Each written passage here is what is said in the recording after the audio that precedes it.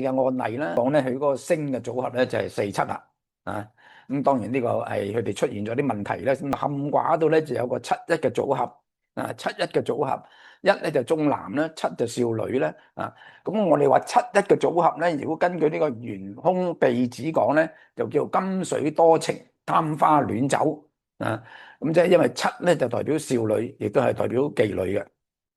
啊，宮嗰度咧，佢係一個六三嘅組合，六啊屬金，三就屬木，而三咧就係代表男主人。咁所以咧呢個金克木咧，呢個男主人咧，佢個身體咧或者佢個事業咧係受克嘅，受傷。去呢個隔離對卦呢個對宮呢個睡房咧，咁呢個對宮嘅睡房咧就係出現個四七嘅組合。咁四七組合咧，我哋就剛才講咧，就係嗰個嘅